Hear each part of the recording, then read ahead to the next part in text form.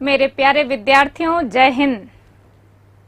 आजकल आप पढ़ाई करने लगे हैं, स्टूडियस हो गए हैं, अच्छा लग रहा है त्योहार वाला चैप्टर याद करके। तो आइए फटाफट एक बार अपन रिवाइज कर लेते हैं। चैत्र महीना, पहला पक्ष, 1, 5, 8। मैं इनको बोलूंगी नहीं, 1 को क्या है, 2 को क्या है, आप लगातार बोलते रहें। 1 तारीख को दुलंडी, रंग पंचमी, शीतलाष्टमी, बास्योड़ा और गुड़ला।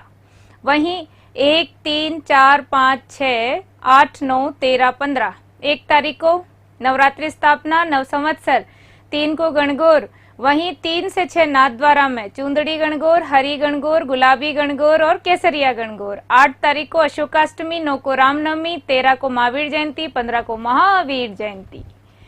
वहीं बैसाख महीना, पहले पक्ष में 3 तारीख धींगा गवर, मारवाड़ व उदयपुर की।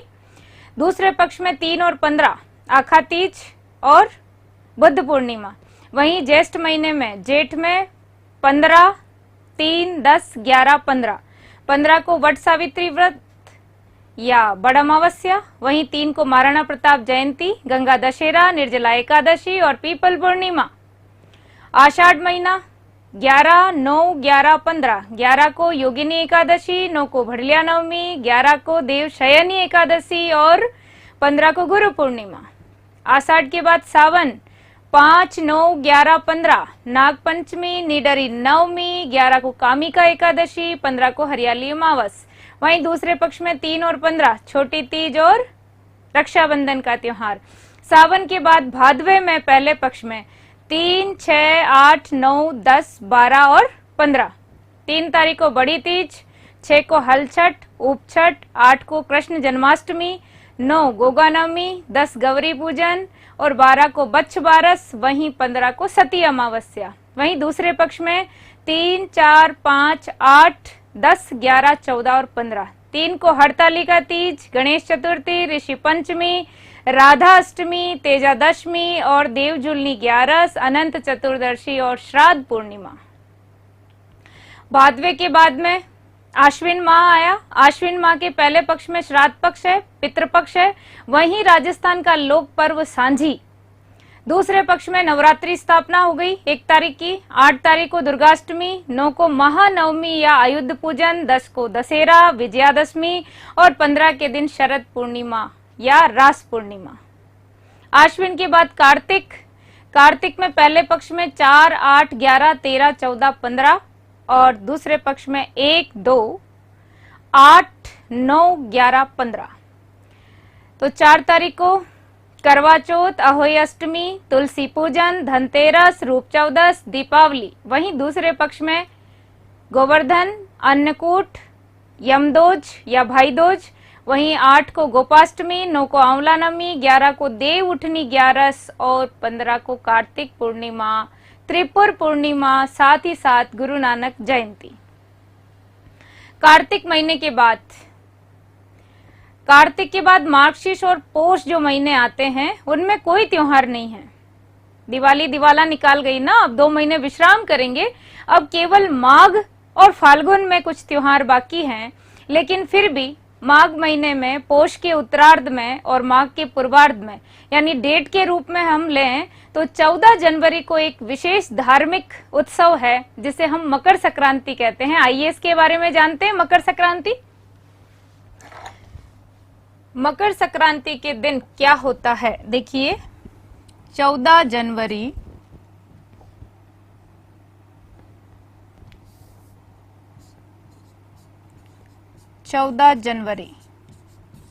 और 14 जनवरी को हम बोलेंगे मकर संक्रांति के रूप में। इसे हम बोल रहे हैं मकर संक्रांति। क्यों मनाई जाती है ये, क्या है इस दिन? ये पृथ्वी 2 भागों में बटी हुई है। ये जो गोला आधा है इसको बोलते हैं उत्तरी गोलार्ध और ये दक्षिणी गोलार्ध। हालांकि ये ज्योग्राफी का टॉपिक है, वहां डिटेल से पढ़ेंगे, लेकिन उत्तरी गोलार्ध में भारत स्थित है और भारत उत्तरी गोलार्ध में है। लेकिन 14 जनवरी से पहले का समय सूर्य दक्षिणी गोलार्ध में होता है, इसलिए यहाँ तो गर्मी की ऋतु होती है और यहाँ सर्दी होती है। और सर्दी में दिन छोटे और रातें बड़ी होती है। और 14 तारीख की इसके बाद यानी 14 जनवरी के बाद सूर्य दक्षिण से उत्तर की ओर आना शुरू होता है, जिसको अपन बोलते हैं सूर्य की उत्तरायण गति। ये मकर राशि में प्रवेश करता है, तो यहाँ गर्मी के दिन आना शुरू हो जाते हैं, यानी दिन बड़े होना शुरू हो जाते हैं और रातें छोटी होती है। यदि दिन बड़े होते हैं तो कार्य ज्यादा किया जाता है, काम करने की क्षमता बढ़ती है, तो इसे प्रगति का प्रतीक माना गया है। वहीं यहाँ अंधकार से उजाले की ओर ले जाना, यानी कि अब रातें छोटी होने लगी है तो उजाला है ना चारों तरफ, तो इसी त्योहार को बोलते हैं कि ये हमें अंधेरे से उजाले की ओर ले जाता है। साथ ही साथ इस दिन आपने सुना होगा गंगा स्नान या जितने भी पवित्र सरोवर हैं उनमें स्नान करने का विशेष महत्व है। क्यों? इस समय नदियों में, सरोवर में वाष्पन की क्रिया होती है, जो इस समय शरीर के लिए लाभदायक होती है। तो ये मकर संक्रांति का पर्व हमारे यहाँ हर्षोल्लास से मनाते हैं। वहीं देश के हर क्षेत्र में इसे अलग अलग नामों से भी जाना जाता है। जैसे मकर संक्रांति को उत्तरायण नाम से जानते हैं गुजरात में, वहीं पोंगल त्योहार सुना होगा आपने, पोंगल नाम से जानते हैं तमिलनाडु में। वहीं बिहार में इसे कहते हैं खिचड़ी।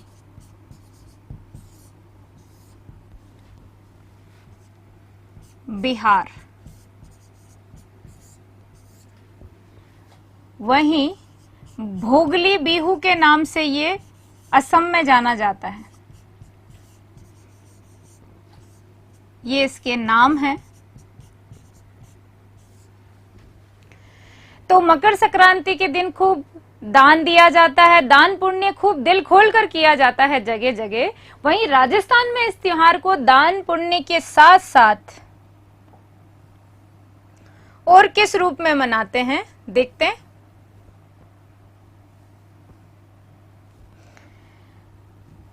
राजस्थान में इस दिन एक प्रथा और है कि बहुएं अपनी रूठी हुई सास को मनाती है। अब वो किसी भी रीजन से रूठी हो, घर में सफाई ना हो और कोई झगड़े की बात हो, आलस को लेकर हो, काम करने की बात को लेकर हो, तो सास जब रूठ जाती है अपनी बहू से, तो वर्ष में ये एक दिन ऐसा आता है जिसमें सास को मनाया जाता है बहुओं के द्वारा। अब कैसे मनाते हैं? तो बिना गिफ्ट लिए तो सास भी नहीं मानने वाली है। तो इस दिन बहुएं क्या करती है, मावे के जो अपन पेड़े बोलते हैं, पेड़े समझते हैं ना आप, लड्डू, वो 360 होते हैं संख्या में, और वो 360 का एक बिल्कुल पैकेट बना करके और वो अपनी सास को भेंट करती है। अपनी सारी गलतियों के लिए माफी मांगती है दिल से, और सास भी जल्दी से प्रसन्न हो जाती है, उनको माफ कर देती है। लेकिन ये जो भेंट है जो बहुएं सास को देती है, ये कहलाता है बायना। बय का अर्थ होता है पेड़े। तो बायना क्या होता है? रूठी हुई सास को बहुओं के द्वारा दी जाने वाली मावे की मिठाई की भेंट बायना कहलाती है।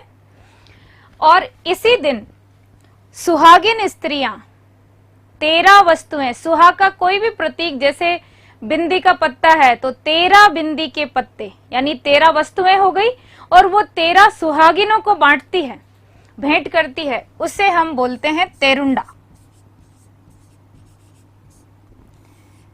तो ये आरएस मेंस में 20-20 शब्दों के बनने वाले सवाल ध्यान दें। बायना किसे कहते हैं और तेरुंडा क्या है? तेरुंडा सौभाग्य की या सुहाग की कोई भी 13 वस्तुएं सुहागिन स्त्रियों को भेंट की जाती है, उसे तेरुंडा कहते हैं। वहीं रूठी हुई सास को मनाने के लिए जो मिठाई गिफ्ट में दी जा रही है वो है बायना। तो राजस्थान में त्योहार ऐसे मनाया जाता है। दूसरा, हम अगर साइंटिफिक रीजन देखें तो इस दिन सर्दी का हल्का, ये ऋतु जब चेंज होती है तब बीमारी भी ज्यादा जकड़ती है, तो इस समय धूप का सेवन शरीर के लिए बहुत अच्छा माना जाता है। तो पतंग महोत्सव है इस दिन, पतंग के बहाने से ही सही, सब लोग अपने घरों की छतों पर और मैदानों में रहते हैं ताकि शरीर को भरपूर उस दिन सूर्य का प्रकाश मिल सके। ये पतंग महोत्सव जहां गुजरात में अहमदाबाद में अंतर्राष्ट्रीय पतंग महोत्सव होता है, वैसे ही हमारे राजस्थान में जयपुर का पतंग महोत्सव या काइट फेस्टिवल जिसको अपन बोलते हैं, इस काइट फेस्टिवल का आयोजन राज्य में पर्यटन विभाग द्वारा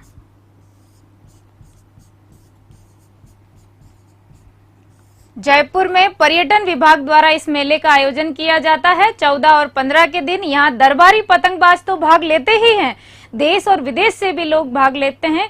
साथ ही साथ हमारे राजस्थान की संपूर्ण जितनी कलाकृतियां हैं, सांस्कृतिक झांकियां हैं, वो सभी इस दिन मंचन भी किया जाता है। अलग अलग नृत्य, नाटक और कविताएं इस दिन प्रस्तुत की जाती है।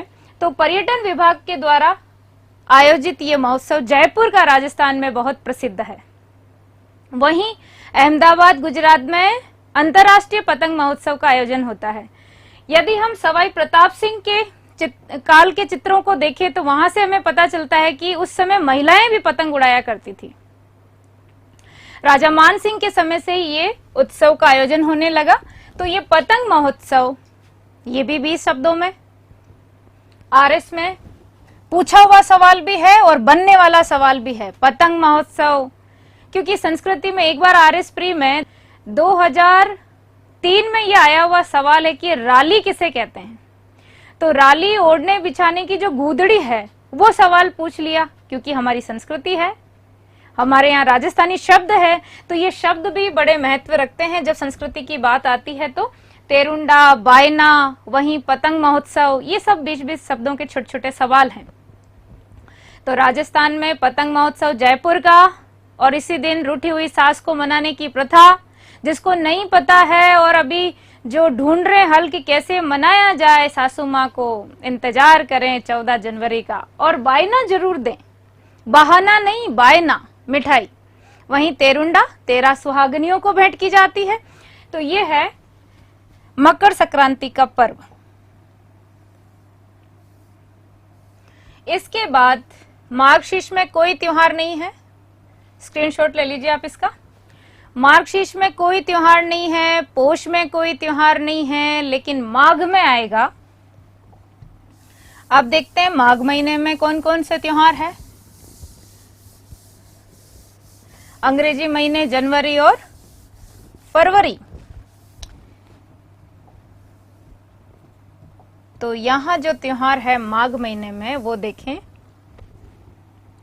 ये माघ और ये इसके 2 पक्ष, पहला और दूसरा। पहले पक्ष में 4 तारीख के दिन है तिल चौथ। आप मेरे साथ साथ ही लिख लीजिए तिल चौथ। वहीं 11 को है षट तिला एकादशी, और 15 तारीख को है मौनी अमावस्या। मौनी अमावस्या। वहीं दूसरे पक्ष में, अब देखिए माघ महीने का जो दूसरा पक्ष है, यहां नवरात्रि भी है। अब आप कहेंगे कैसे? तो वर्ष में वैसे अलग से समझ लें इसको, 4 नवरात्रि हैं, जिसमें से 2 को तो हम जानते हैं। कौन कौन सी जानते हैं? चैत्र महीने की जानते हैं और आश्विन माह की जानते हैं। लेकिन 2 नवरात्रि गुप्त आती है, वो कौन सी है? एक आषाढ़ महीने की और एक माघ महीने की। तो ये 3-3 महीने के अंतराल में 4 बार आती है। तो गुप्त नवरात्रा माघ महीने में भी है और आषाढ़ में भी है। क्यों ये दोनों महीनों में आने वाले नवरात्रि को हम गुप्त कहते हैं? क्योंकि इनका प्रचार प्रसार भी ज्यादा नहीं है, ज्यादा लोग इनको जानते भी नहीं है, और इन दिनों को बड़े धूमधाम से भी नहीं मनाते हैं। ये तांत्रिक शक्तियों के अर्जन के लिए गुप्त क्या की जाती है, आराधना और पूजा पाठ की जाती है, इसलिए इन्हें गुप्त नवरात्रा कहते हैं। तो ये दूसरे पक्ष में गुप्त नवरात्रा भी है, लेकिन हम यहाँ गुप्त नवरात्रा न पढ़कर माघ महीने में पढ़ेंगे 5 तारीख को बसंत पंचमी।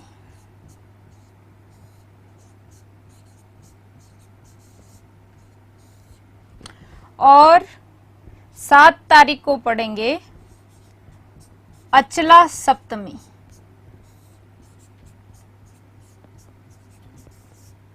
और 15 तारीख को हम पढ़ेंगे अचला सप्तमी के बाद 15। वैसे माघ महीने की जो ये 15 आएगी यानी दूसरे पक्ष की पूर्णिमा, इसको कोई त्योहार नहीं है, लेकिन पूर्णिमा पर अक्सर आपने देखा है गंगा स्नान और पवित्र सरोवर स्नान का विशेष महत्व है। तो जितने भी सरोवर हैं उसमें ये अंतिम स्नान का दिन है पूर्णिमा, इसका भी विशेष महत्व है व्रत वगैरह से, दान पुण्य से। तो इस दिन आदिवासियों का एक कुंभ भरता है, सोम माही जाखम डूंगरपुर में जो संगम है उसमें भरता है बेणेश्वर मेला। हालांकि मेले पढ़ाने का मेरा उद्देश्य यहाँ नहीं है, लेकिन फिर भी क्योंकि इस पूर्णिमा पे खास कोई त्योहार नहीं है, लेकिन फिर भी महत्व है, तो हम इस त्योहार को याद कर लेंगे। इस दिन बेणेश्वर मेला भरता है। आप एक बार स्क्रीनशॉट ले लीजिए इनके, फिर अपन एक एक को करके देखते हैं क्या है ये। तो देखिए माघ महीने में ये जो त्योहार है, इनमें सबसे पहले अपन देखते हैं तिल चौथ। इस तिल चौथ को क्यों मनाते हैं, इसके क्या क्या नाम हैं, तो देखिए इसे संकट चौथ, पहली बात तो संकट चौथ, और इसे ही वक्रतुंडी चौथ कहा जाता है। अब इस दिन क्या होता है, इस दिन चौथ माता की पूजा नहीं करते हैं, इस दिन गणेश वंदना की जाती है, यानी गणेश जी की पूजन की जाती है। क्यों,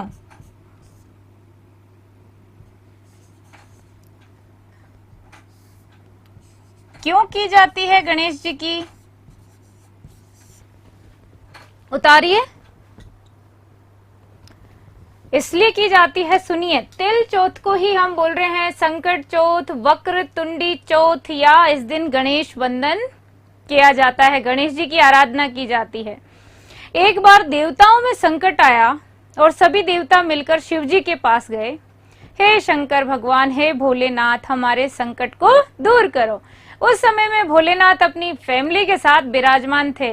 कौन है फैमिली में, माता पार्वती, कार्तिकेय कुमार और गणेश जी, दोनों पुत्रों के साथ और पत्नी के साथ विराजमान थे। तभी देवताओं की बात सुनकर के शिव जी ने अपने पुत्रों की तरफ देखा और कहा, बताओ पुत्र, आप में से कौन इनके संकट को हरेगा। दोनों ही तैयार थे। जब दोनों तैयार थे तो शिव जी ने कहा, ठीक है, निर्णय करेंगे कौन देवताओं का संकट हरेगा, लेकिन उससे पहले वही व्यक्ति आगे आएगा या उसी का पहला नंबर होगा जो पहले संपूर्ण पृथ्वी का चक्कर लगा के सबसे पहले आएगा। ये बात सुनते ही कार्तिकेय जी तो अपना वाहन, कौन है, मयूर, उस पर बैठ के रवाना हो गए पृथ्वी का चक्कर लगाने के लिए। और जल्दी आना था उन्हें तो, क्योंकि देवताओं का संकट दूर करना है। लेकिन गणेश जी बैठे बैठे सोच रहे हैं, भाई साहब तो गए, उड़ गए, और मेरी सवारी मूसा है, लेकिन मूसे पे मैं कैसे पृथ्वी का चक्कर लगाऊंगा। दौड़ाता हूं अपनी इस अकल को, अपनी बुद्धि को। और जैसे ही उन्होंने बुद्धि दौड़ाई और फटाफट माता पिता के चारों ओर चक्कर लगा के बैठ गए कि लो पिताजी, मेरी तो ये पृथ्वी की चक्कर या पृथ्वी का चक्कर पूरा हो गया। उधर कार्तिकेय जी भी आगे चक्कर लगा करके। तो शिव जी ने तब दोनों पुत्रों के सामने गणेश जी से पूछा कि ये तुम्हारा भाई चक्कर लगा के कितना शीघ्र आ गया है, लेकिन तुम पृथ्वी का चक्कर लगाने गए तक नहीं, क्यों? तब गणेश जी ने उत्तर दिया कि हे पिताश्री, मेरी नजर में माता पिता ही मेरे लिए संपूर्ण सृष्टि है, संपूर्ण पृथ्वी है, तो मैं दूसरी पृथ्वी का चक्कर लगाने क्यों जाऊं? मैंने आप दोनों के चक्कर लगा लिया, मेरी ये जो पृथ्वी नापने की गति थी ये पूरी हो गई, तो मेरा चक्कर पूरा हो गया। इस बात को सुनकर के शिव जी बहुत खुश हुए और उन्होंने गणेश जी को कहा कि तुम जाओ है वत्स और देवताओं का संकट दूर करो। इसलिए इसे वक्रतुंडी चतुर्थी क्योंकि गणेश जी की है ना, और वहीं संकट चौथ के नाम से भी जाना जाता है। इस दिन महिलाएं गणेश जी की पूजन करती है तो तिल के लड्डू, तिल और गुड़ के लड्डू बना करके भोग लगाती हैं और उनका सेवन दूसरे भी प्रसाद के रूप में करते हैं, जो हेल्थ के लिए या स्वास्थ्य के लिए लाभप्रद है। इस ऋतु में विंटर सीजन चल रहा है ना अभी, तो ये थी तिल चौथ। अब हम बात करते हैं, अगला त्योहार है षट तिला एकादशी। तो ये षट तिला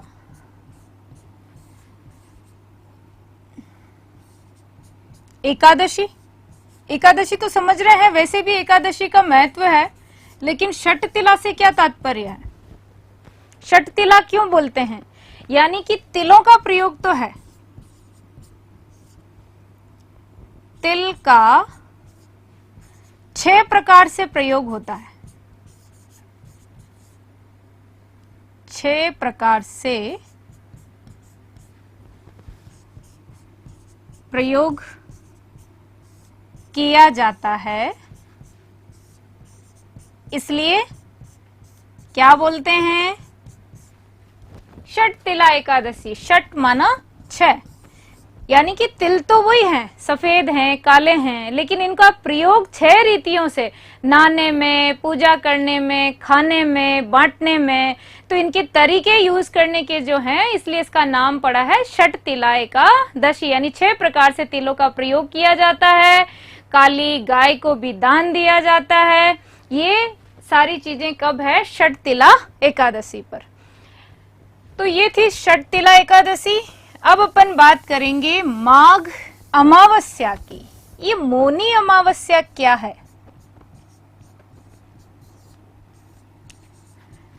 मौनी अमावस्या के दिन क्या हुआ था? भगवान बोलते हैं अपन मनु को, भगवान मनु का जन्म दिवस। कैसे? तो सनातन धर्म को देखें तो पृथ्वी पर पहला जो मनुष्य जिसकी रचना की गई थी वो थे मनु, और हम इसी की संतान होने के नाते हम सब मानव कहलाए।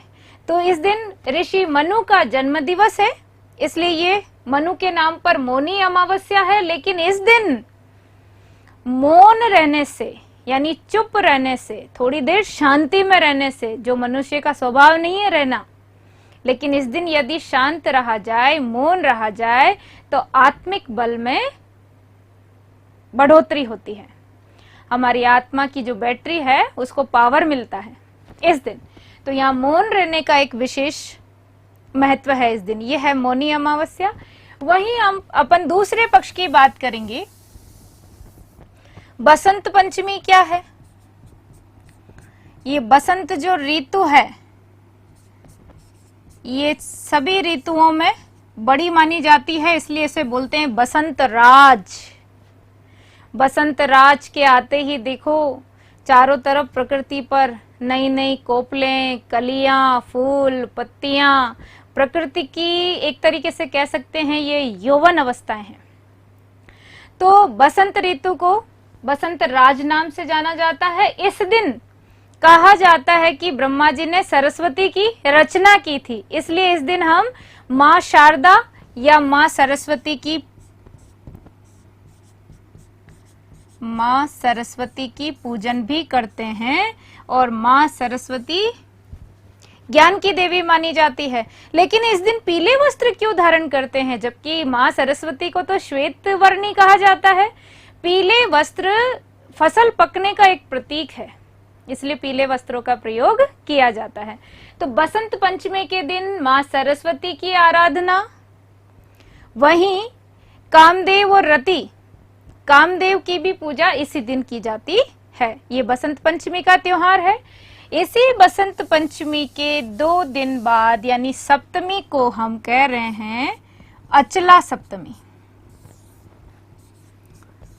अचला सप्तमी को ही हम भानु सप्तमी, भानु सप्तमी, और भानु सप्तमी को ही कह रहे हैं सौर सप्तमी। तो ये नाम से ही आपको समझ में आ रहा है कि इस दिन सूर्य की उपासना की जाती है। विशेषकर कछावा राजवंश में गलताजीब में स्थित सूर्य मंदिर में इस दिन आराधना की जाती है सूर्य की। सूर्य को अर्घ्य दिया जाता है और खूब दान तप इस दिन किया जाता है। ये थी अचला सप्तमी, भानु सप्तमी या सौर सप्तमी। वहीं पूर्णिमा के दिन कोई त्योहार नहीं है और मेले मुझे अलग से पढ़ाना है, लेकिन फिर भी ये पूर्णिमा स्नान आदि धर्म और तप करने का ये अंतिम पर्व है इस संवत में, इसलिए यहाँ पर हमने बेणेश्वर भी ले लिया। बेणेश्वर मेला डूंगरपुर में सोम माही जाखम के संगम पर ये मेला भरता है, जो आदिवासियों का कुंभ कहलाता है। और संत मावजी ने यहाँ तपस्या की थी, ये हम डिटेल में आगे मेले में खूब पढ़ेंगे। तो ये थे हमारे माघ महीने के त्योहार। अब कोई कठिन नहीं है समझना, बहुत सरल, लेकिन समस्या तो वही है कि माघ महीने के इन डेट्स को याद कैसे रखें। तो देखिए, आप मेरे संग संग बोलिए माघ और मैं ये शब्द बोलूं भाग, तो एक जैसे ही दिखाई देता है। भाग मतलब भाग देना, डिवीजन वाली बात कर रही हूं मैं। तो माघ में भाग लगाओ, देखो मेरे मार्कर को देखना आप ध्यान से। माघ में भाग लगाओ 15/5/15 का, 3 ही गोले लगाए हैं। फिर से देखिए, माघ में भाग लगाओ 15/5/15 का, तो ठीक है भाग तो लगाएंगे। मेरे कहने से ही आप बोल दो कि बिल्कुल लगाएंगे, लेकिन भाग कब लगाएं? जब टेबल लर्न हो हमें। अरे पहाड़ा तो आए, 15 का पहाड़ा नहीं आता है। चलिए पहाड़ा, आप तो किसी भी चीज को जब भूल जाते हैं तब क्या करते हैं?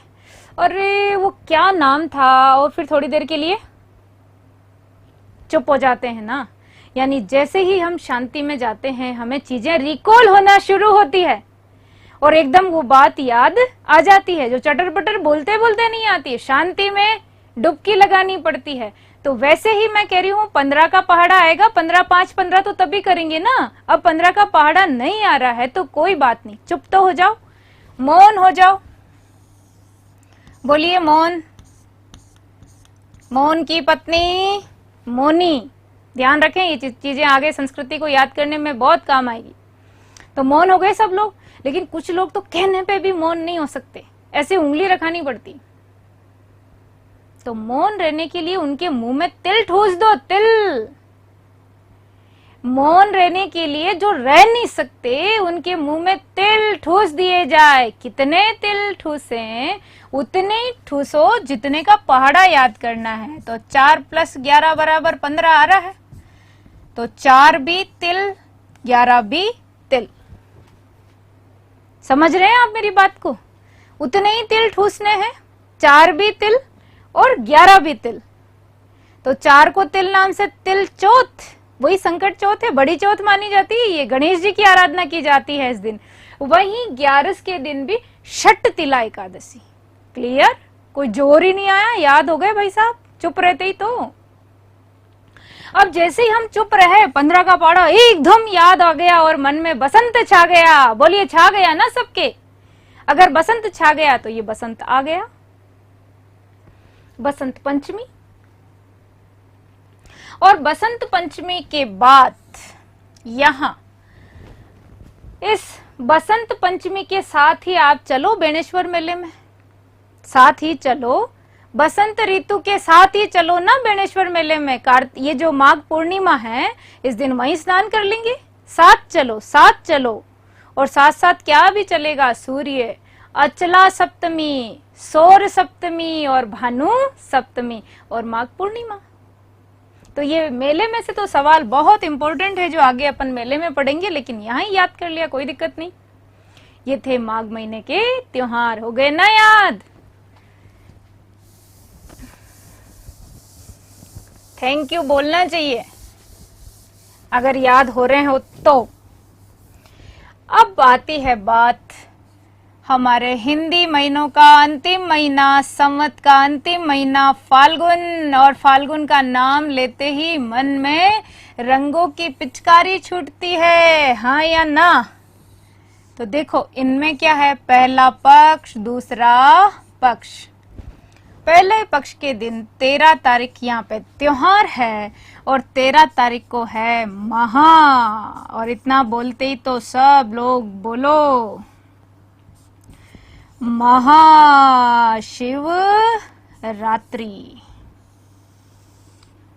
महाशिवरात्रि का त्योहार। मेरे साथ साथ पढ़ने वाले सभी विद्यार्थी हाथ उठाकर अपने जहां जिस स्थिति में पढ़ रहे हैं, ये महाशिवरात्रि का नाम सुनते ही देवों के देव आदि देव महादेव करिए हर हर महादेव। हुई ना एक मन में झंकार सी। ये सबका फेवरेट त्योहार है महाशिवरात्रि का त्योहार, जो फाल्गुन महीने के पहले पक्ष की 13 के दिन मनाया जाता है। रात्रि जागरण किया जाता है। 14 को फिर दाल बाटी चूरमा बनता है सब जगह, भगवान को भोग लाकर व्रत खोला जाता है। वहीं करौली में इस शिवरात्रि के अवसर पे ही पशु मेला भरता है। महाशिवरात्रि शिवरात्रि पशु मेला करौली का प्रसिद्ध है।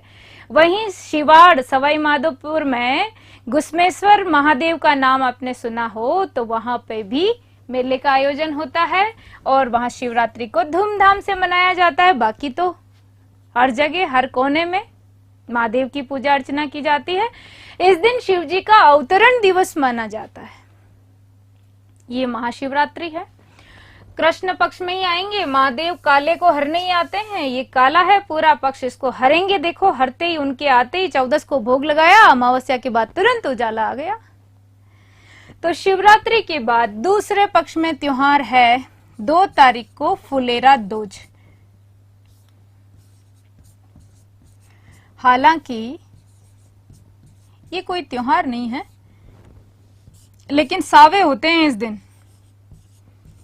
और ये है ढूंढ ग्यारस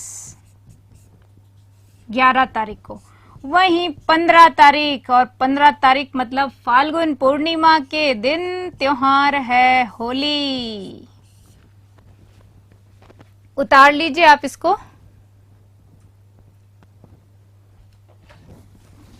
होली महाशिवरात्रि का त्योहार 13 के दिन, फुलेरा दूज के दिन तो सावे होते हैं ऐसे ही।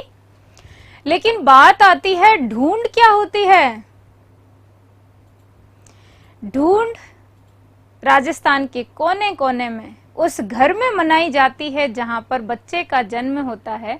पहले तो ये पुत्र जन्म पर ही ये रस्म अदा होती थी, लेकिन अब लड़कियों के जन्म के समय भी की जाती है। तो लड़के का जब जन्म होता है तब उसी वर्ष आने वाली होली, अगर होली के बाद जन्मा हो तो नेक्स्ट होली, और होली से पहले जन्मा हो तो उसी होली पर क्या होता है, भुआ द्वारा ढूंढ लाई जाती है, जिसमें उस बच्चे के लिए मिठाइयाँ, वस्त्र, आभूषण और एक खुशी का माहौल, उस बच्चे को बुरी नजर से बचाने के लिए ये आयोजन किया जाता है। अब ढूंढ ग्यारस के बाद अब त्योहार है होली। तो होली का त्योहार मैं आपको क्यों बताऊं कि होली क्यों मनाई जाती है।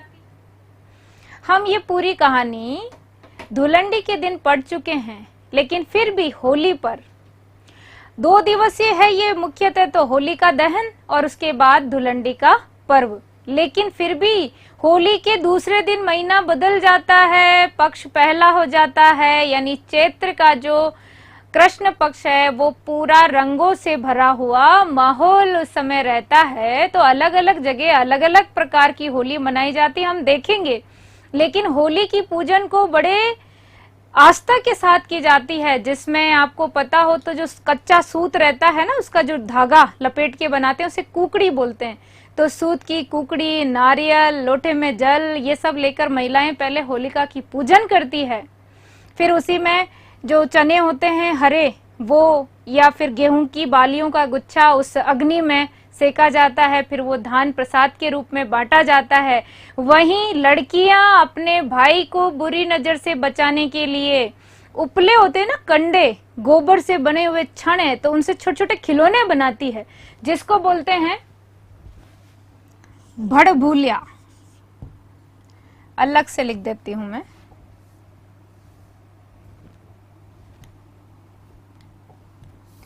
क्या बोलते हैं?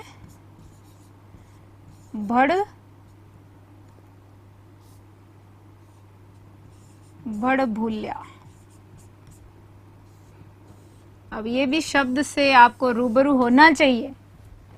छोटे छोटे छोटे छोटे आपने ढोकले देखे ना, वैसे बना के उसमें छेद करते हैं और फिर उसमें एक सूत पिरोया जाता है और भाई के ऊपर से वार करके खूब, पहले तो उसके ऊपर वो लेने के लिए दौड़ते हैं लड़के, तो मुक्के मारने का, और बहुत ये भी एक नाटकीय मंचन होता है गाँवों में। लेकिन ये भड़भूलिया क्या किए जाते हैं? होली को समर्पित किए जाते हैं। तो ये होली के दिन इन सभी गतिविधियों से होलिका की पूजन की जाती है और दहन के बाद में सत्य की जब जीत होती है असत्य पर, तो सभी लोग एक दूसरे को बधाई देते हैं। दूसरे दिन रंगों से इस खुशी का इजहार करते हैं। लेकिन राजस्थान में अलग अलग जगह अलग अलग प्रकार की होली कैसे मनाते हैं, आइए देखते हैं। तो मेरे साथ साथ आप उतारते भी रहें, लेकिन उससे पहले आपको मैं 3 बातें होली के समय ही, यानी धुलंडी के बाद क्या होता है, दूसरे दिन ब्यावर अजमेर में बादशाह का मेला भरता है। क्या भरता है? बादशाह का मेला। सबको पता है, ये शिक्षक में, पटवार, पुलिस और आरएस सब में पूछा हुआ सवाल है कि बादशाह का मेला कहाँ भरता है। सबको पता है ब्यावर अजमेर में भरता है धुलंडी के दूसरे दिन। लेकिन वहीं हम बादशाह की सवारी और बादशाह की होली, इन तीनों की बात करेंगे। तो आप जानना चाहेंगे ना अलग अलग कैसे? हाँ, अलग अलग जगह मनाई जाती है। बादशाह का जो मेला है उसका आयोजन कहाँ किया जा रहा है? अजमेर में ब्यावर,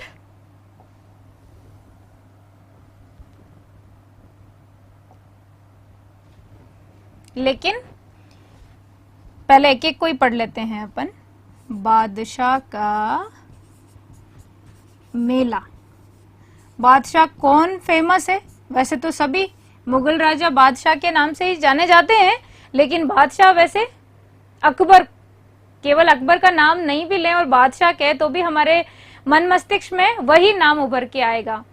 तो बादशाह, इसके पीछे कहानी सुनाती हूँ। अकबर, सम्राट अकबर एक बार शिकार के लिए निकलते हैं जंगल में, जहाँ चुनिंदा सैनिकों को ले जाते हैं अपने साथ, लेकिन खजाना भी अपने साथ ले जाते हैं। वहीं उनके साथ टोडरमल भी थे। तो उस शिकार खेलने की स्थिति में वो काफी दूर तक निकल गए और उन पर अचानक आक्रमण कर दिया गया। अब वो लोग संख्या में कम थे, सम्राट और उनके साथ सैनिक, और आक्रमणकारी ज्यादा थे। वहां सम्राट के ऊपर संकट आ गया। ऐसी स्थिति में उनके साथ जो टोडरमल जी थे, वित्त मंत्री माने जाते हैं ये, तो ये टोडरमल ने क्या किया था, सम्राट की सूझबूझ से रक्षा करी और उनका खजाना भी बचा लिया। इस बात से अकबर बादशाह खुश हुए और टोडरमल जी को 2.5 दिन का बादशाह बना दिया गया और वो खजाने में से कुछ हिस्सा भी किसको दे दिया गया? टोडरमल को। टोडरमल ने इसको एक स्मृति बनाए रखने के लिए, जब ये बादशाह बनाए गए 2.5 दिन के, तो एक सवारी निकाली जिसमें इन्होंने वो खजाना अपनी जनता को लुटाया। तो जनता को जब खजाना लुटाया तो अशर्फियां थी, वो तो सोने की अशर्फियां, लेकिन आप प्रतीकात्मक रूप में बादशाह तो बन रहे हैं, टोडरमल जी को ही बना रहे हैं बादशाह, लेकिन सोने की असरफियां नहीं, जो गुलाल होता है उसको उड़ाते हैं। इसे बोलते हैं बादशाह की खर्ची। प्री के संग संग इसको मेंस में भी ध्यान रखें। 20 शब्दों का बादशाह की खर्ची किसे कहते हैं?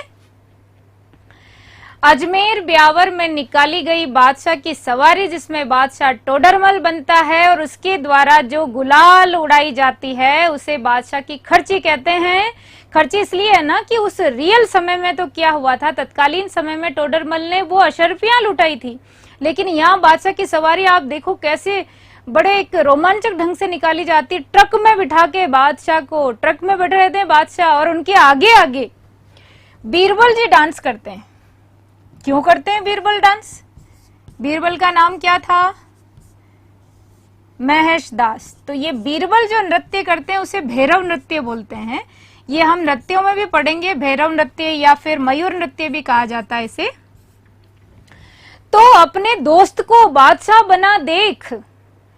अब ये दोनों जब दोस्त थे और इनको बादशाह बने हुए देखा तो बड़ी खुशी में, मेरा दोस्त बादशाह बना है, 2.5 दिन का ही सही, बना तो है ना, मैं तो नाचूंगा। तो आगे आगे बादशाह की सवारी के आगे आगे बीरबल डांस करते हुए चलते हैं, लेकिन वो बीरबल को डांस बड़े लंबे समय तक करना पड़ता है जब तक सवारी चलती है। तो उससे पहले वो भैरव जी की पूजन करके मंदिर में उसके बाद नाचने निकलते हैं, इसलिए इसका नाम भैरव नृत्य पड़ा है। तो बीरबल डांस करते हैं और ट्रक पर बैठे हुए बादशाह जैसे ही अपने हाथों से गुलाल उड़ाते हैं तो लोग उसे लूटते हैं। लूटने का मतलब बड़ी श्रद्धा से झोलियां फैला के लेते हैं, अपने हाथ में वो गुलाल आनी चाहिए। उन्हें अलमारियों में रखा जाता है, अपने खजाने की जगह रखा जाता है, उससे वृद्धि समृद्धि आती है, ऐसा लोगों का विश्वास है। वहीं यदि हम बादशाह की सवारी की बात करें तो ये सवारी वाला प्रश्न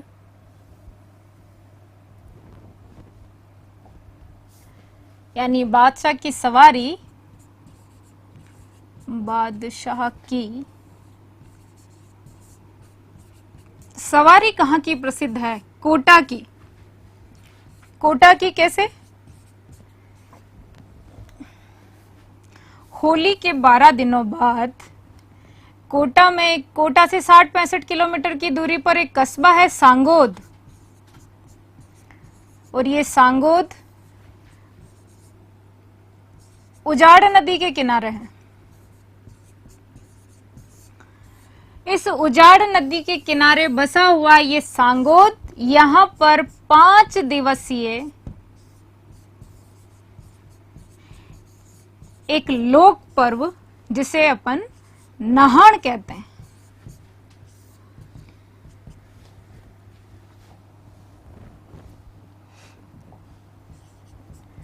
नहाण लोक पर्व का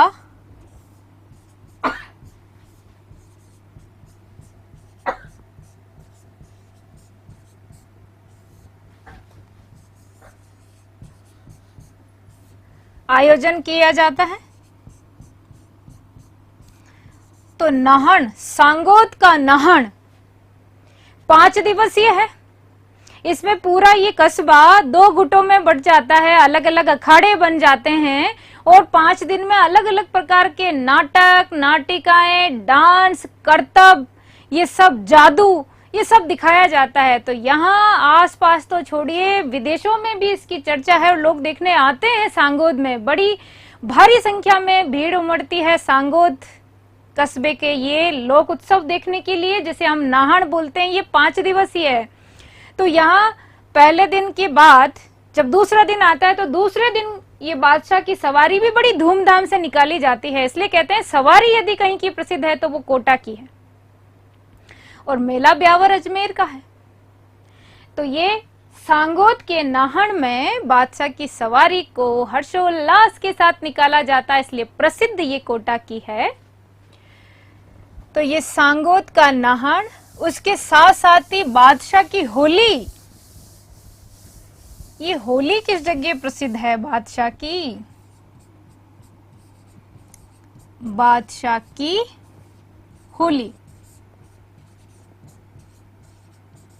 तो देखो अब बादशाह की होली है नाथद्वारा। नाथद्वारा कहाँ है अब तो जान गए, राजसमंद में। और यहाँ बादशाह की होली प्रसिद्ध है, क्यों भैया? होली के दूसरे दिन ऐसा माना जाता है, औरंगजेब का नाम आपने सबने सुना है, धर्मांध शासक माना जाता है, सभी मंदिरों को तुड़वाया था लगभग। तो श्रीनाथ जी के मंदिर की भी बारी आ गई और पहुंच गए सम्राट तो वहां पर, तोड़ो इस मंदिर को।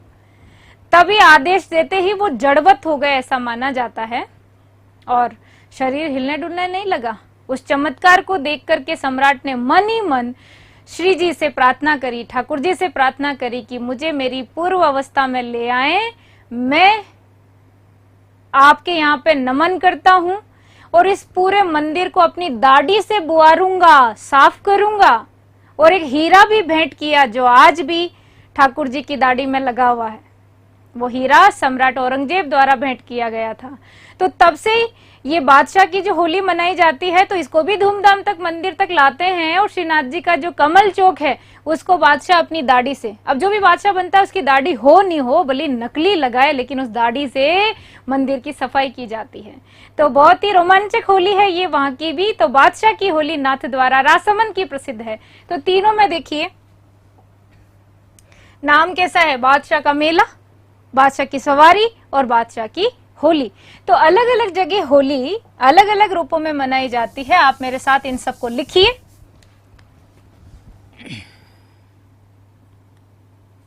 सबसे पहले बादशाह का मेला कहाँ है? ब्यावर, अजमेर। बादशाह कौन बनते हैं? टोडरमल जी। उसके बाद है बादशाह की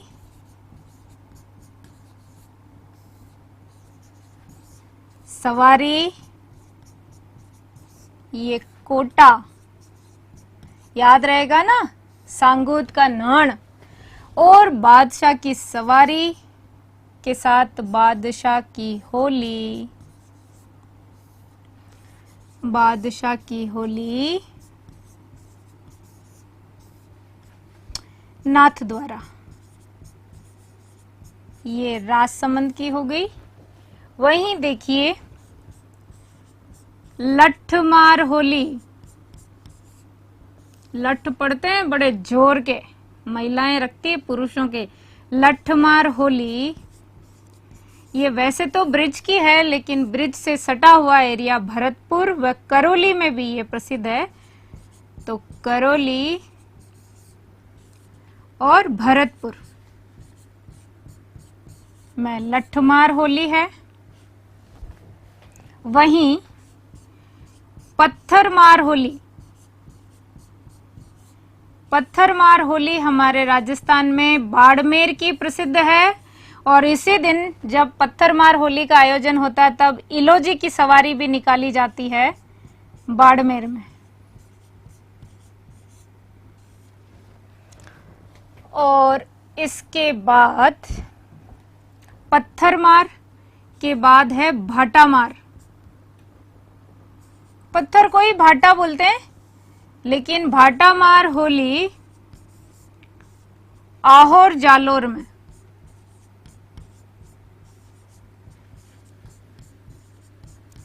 वहीं कंकरमार होली भी है। कंकरमार होली, कंकरमार होली राजस्थान में जैसलमेर में खेली जाती है।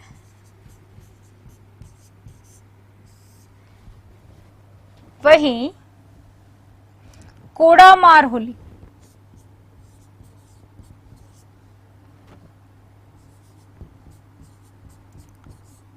कोड़ामार होली ये हमारे अजमेर में भिनाय तहसील है, वहां की बहुत प्रसिद्ध है कोड़ामार होली, भिनाय अजमेर।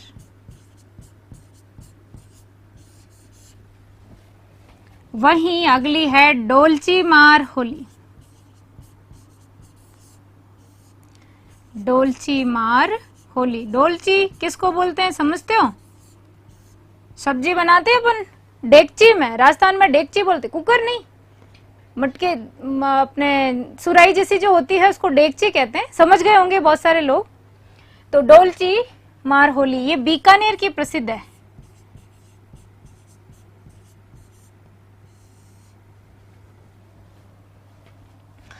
यानी कि एक कहावत है बीकानेर में, ब्राह्मण वर्ग पहले दुश्मनी थी पुष्करना ब्राह्मण और व्यास में, इन दोनों में जब आपसी झगड़े को हटा करके, बैर हटा करके मन मिलाप हुआ, तो ये होली इन दोनों वर्गों के बीच में खेली जाती है। यहाँ पर व्यास वर्ग को बड़ा महत्व दिया जाता है। ऐसे एक उक्ति बना दी है कि गढ़ बीका, गढ़ में बीका और शहर में कीका प्रसिद्ध है। यानी कि गढ़ की बात करें तो राव बीकाजी फेमस है, और शहर की बात करें तो ये कीका वर्ग व्यास जी की क्या बात मानी जाती है वहां पर। तो ये डोलची मार होली है बीकानेर की। इसके बाद हम अलग से पढ़ेंगे। अब ये बहुत प्रकार की होलियां हैं, अभी तो आप लिखते चले मेरे साथ साथ। डोलची मार के बाद आप आ जाइए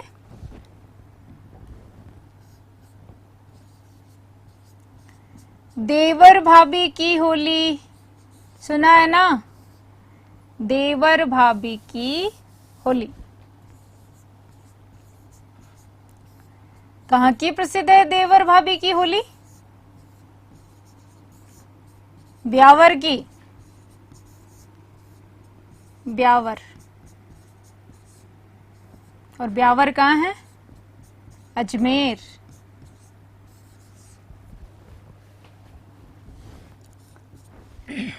ये कोडामार होली जैसे है ना भिनाई की, वैसे ही छोटा कस्बा है केकड़ी अजमेर, वहां पे भी कोडामार होली प्रसिद्ध है। तो देवर भाभी की होली ब्यावर अजमेर। इसके बाद गीली होली, गीली होली है करौली। गीली होली का मतलब पानी से खेले जाने वाली होली है करौली की। फिर है गाबा फाड़ होली। अरे भैया ये गाबा किसको बोलते हैं? गाबा फाड़ होली। गाबा बोलते हैं कपड़ों को, गाबा, छीतरा, लत्ता, ये सब नाम है कपड़ों के। तो गाबा फाड़ होली है पुष्कर की। और पुष्कर कहाँ है? अजमेर। लिखते चलें, अभी प्रश्न ऐसे ही बनते हैं इनमें से, इस प्रकार की होली कहाँ प्रसिद्ध है?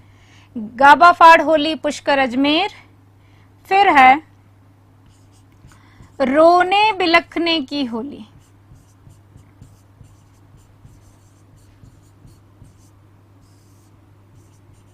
कहाँ है रोने बिलखने की होली?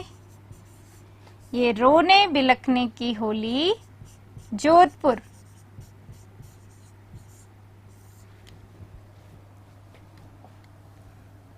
वहीं देखें गोबर के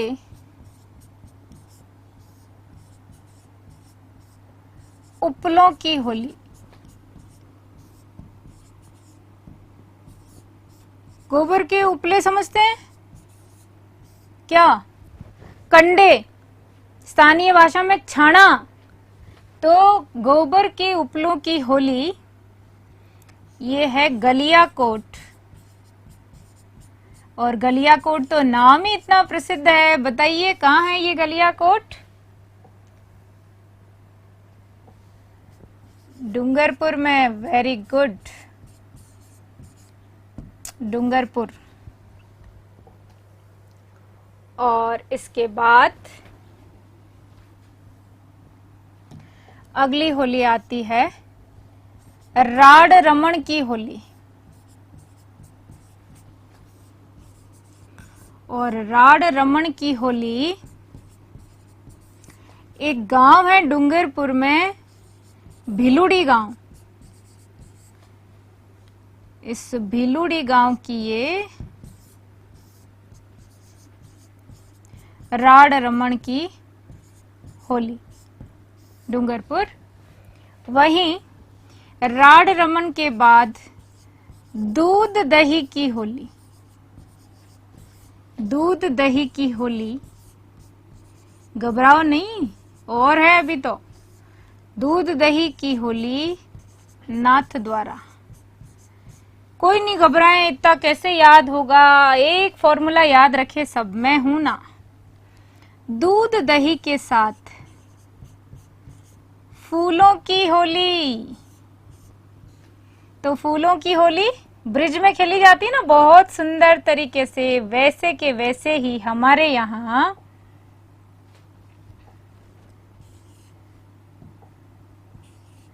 फूलों की होली गोविंद देव जी के मंदिर में जयपुर में खेली जाती है। जयपुर फूलों की होली। वहीं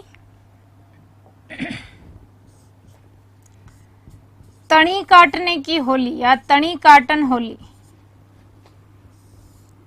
तनी काटना ऐसे लिख देती हूँ। तनी काटना बीकानेर का प्रसिद्ध है। होली के अवसर पर ये बीकानेर क्षेत्र में जनजातियों के द्वारा मनाया जाने वाला होली पर एक नाटकीय मंचन है, जिसमें घर के मेहमान यानी कि पावणे से तनी कटवा करके और होली खेली जाती है। तनी काटने के बाद मुर्दा की सवारी या मुर्दे की सवारी,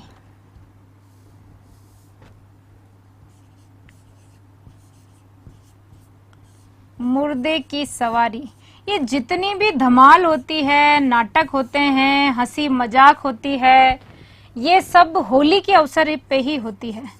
तो ये मुर्दे की सवारी भी निकाली जाती है भीलवाड़ा में सील सप्तमी के दिन, यानी कि सप्तमी के दिन, कृष्ण चैत्र कृष्ण सप्तमी। वहीं चंग की थापमार होली चंग के साथ खेली जाती है। चंग की थापमार होली ये है, चंग का नाम आते ही सबके मन में शेखावाटी शब्द आता ही आता है।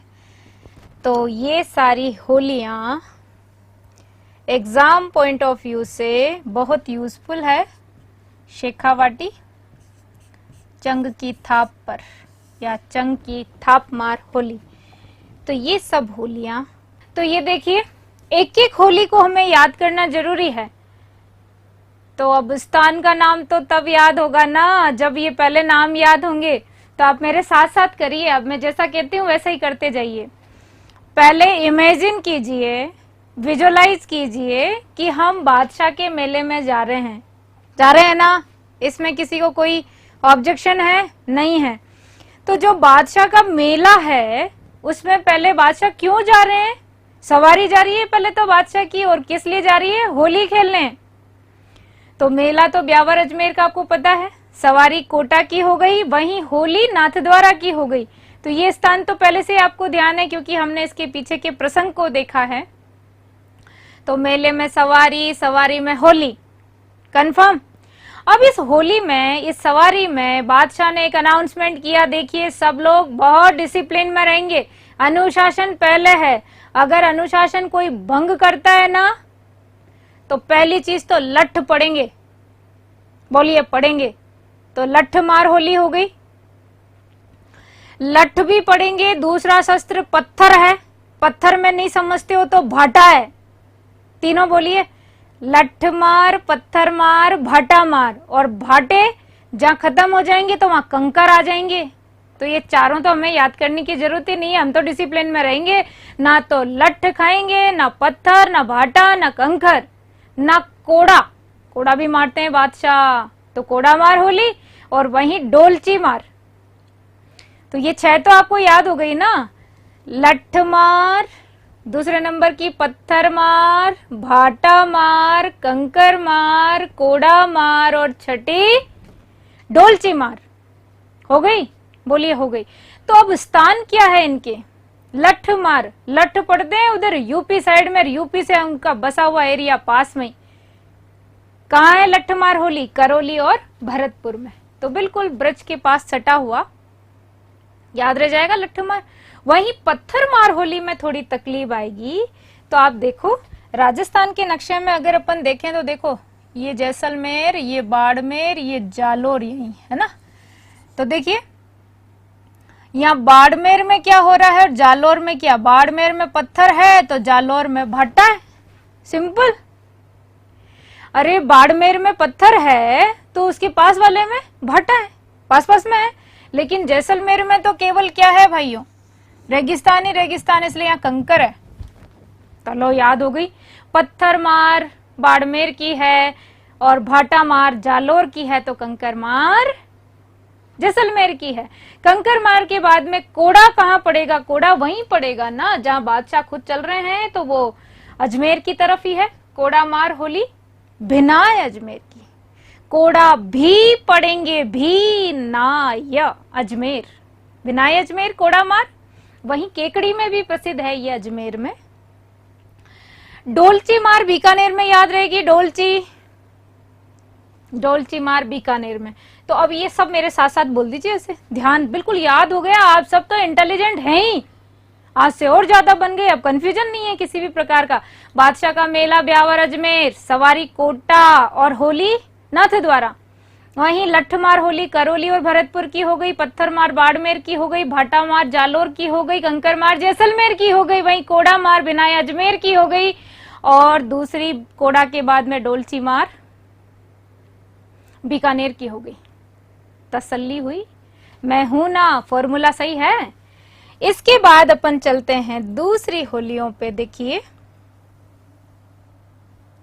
आराम से देखो इसको। देवर भाभी की होली, गीली होली, गाबा फाड़ होली, रोने बिलखने की होली, गोबर के उपलों की होली और राड रमन की होली। अब पहले तो ये नाम याद हो, तो यहाँ पे भी वही माइंड को कमांड देना पड़ेगा कि आप इन चीजों को विजुअलाइज कीजिए कि देवर और भाभी लड़ रहे हैं। बोलो लड़ रहे हैं, होली खेल रहे हैं ना। तो होली कैसे खेली? देवर और भाभी ने, देवर ने भाभी को पानी से क्या किया? गीली। ध्यान दीजिए, देवर भाभी खेल रहे हैं, भाभी हो गई गीली। गुस्सा आया, उसने फाड़े गाबे, किसके? देवर के। गाबा माना कपड़ा। और क्या फेंकना शुरू, रोने बिलखने भी लग गई। उसको गुस्सा आ रहा ना, क्या गीली कर दी। फिर वो गाबा फाड़ने का सिस्टम, तो रोना बिलखना तो हुआ ही। चार ध्यान आ गए, देवर भाभी, गीली, फिर गाबा फाड़ और फिर रोने बिलखने की। तो रोते हुए बिलखते हुए जो हाथ में आया ना वही फेंक रही है। गोबर के छाने ही, मैं छाने ही बोलूंगी, उपले, समझ गए ना, कंडे, तो उनसे भी खेली जा रही है। तो गुस्से में रोते हुए बिलखते हुए गोबर भी फेंक रही है। गोबर की उपले की होली। वहां अगर गोबर फेंकेगी तो देखो राड़ तो होगी, भले ही रिश्ते में देवर भाभी हैं तो क्या हुआ? राड़ मतलब झगड़ा। सिंपल, याद हो गई। उधर बादशाह तो डरा रहे हैं, यहाँ पे देवर भाभी है। देखो देवर भाभी, फिर दूसरे नंबर की गीली, फिर गीली के बाद गाबा फाड़, गाबा फाड़ने के बाद रोने बिलखने की, और रोने बिलखने के बाद गोबर की, और गोबर के बाद राड रमन की। तो 6 ये हो गई। आराम से जब ये नाम स्मृति में रहने लगते हैं तो स्थान की तरफ चलिए। पहले इतना ही करेंगे। तो सबसे पहले क्या आया? देवर ब्यावर। बोलने में सिंपल लग रहा, देवर ब्यावर, यानी देवर भाभी की ब्यावर में हो गई। वहीं गीली, क्या आप मुझे गीली करोगी? करोली, आप मुझे गीली करोली, करोगी। सेंटेंस को याद रखिएगा ना। गीली होली, करौली में बड़े बड़े कड़ाव जिनमें रंग घोला जाता है पानी में, और फिर पानी की मार पड़ती है। दूर से जब पानी फेंका जाता है तो बहुत जोर से लगती है। गीली होली के बाद गाबा फाड़ होली, गाबा फाड़ेंगे, गाबा फाड़ होली। कपड़े को चिथड़े बना देते हैं, फाड़ते हैं ना, हर जगह करते हैं ये। लड़कियों की टोली में आप देखो, गाबा फाड़ होली फेमस है राजस्थान में। तो गाबा फाड़ करके कहा नहाओ? पुष्कर में नहा लो। पुष्कर, पुष्कर अजमेर, गाबा फाड़ होली। वही रोने बिलखने की, ये सब देख करके जोधपुर रो रहा है कि मैं देख रहा हूं जैसलमेर, बाड़मेर, जालोर में भाटे, पत्थर, कंकर मारे जा रहे हैं, अजमेर में गाबे फाड़े जा रहे हैं। देवर भाभी, तो मैं तो रहूंगा ना। जोधपुर, जोधपुर, रोने बिलखने की होली। वहीं गोबर के उपलों की होली। हर गली में गोबर है, हर गलियां गोबर से भरी हुई है, गलियां गोबर, गलियां कोट डूंगरपुर। तो जहां गोबर भरा हुआ है वहीं के तो लोग लड़ेंगे। तो कौन लोग लड़ रहे हैं वहां पर, राड़ कौन कर रहे हैं? भिलूड़ा, भील जनजाति है ना, भिलूड़ी गांव भिलूड़ी गांव डूंगरपुर में राड़ रमन की होली खेली जाती है। इतना कंफर्म है। तो फिर किसी ने देवर भाभी को जब लड़ते हुए ऐसे देखा, जब राड़ हो गई तो समझाया, अरे सॉरी फील कर लो एक दूसरे को, और तुम तो ऐसे खेलो, दूध दही से होली खेलो भाई, दूध दही से होली खेलो।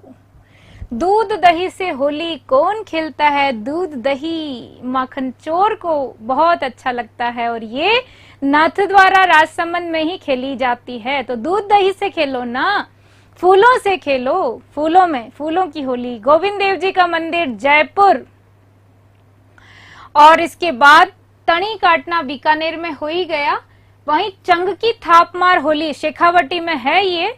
और मुर्दे की सवारी क्या होती है? भीलवाड़ा के अंतर्गत चैत्र कृष्ण सप्तमी के दिन, यानी होली के 7वें दिन एक जिंदा व्यक्ति को उस अर्थी पर लेटाया जाता है, जहां वैसी ही शोभा यात्रा निकलती है जैसे एक मुर्दे की निकलती है। 4 लोग उसे कंधे पे लेते हैं।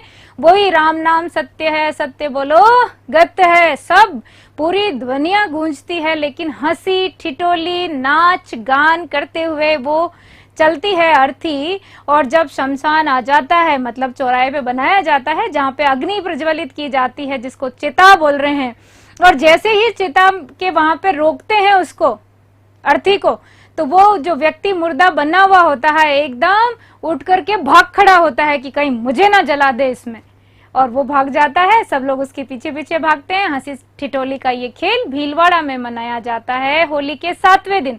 तो ये मुर्दे की सवारी भीलवाड़ा है। ऐसे चंग की थापमार होली, ये थी राजस्थान में मनाई जाने वाली अलग अलग प्रकार की होलियां, जो आपने मेरे साथ एंजॉय की, याद की।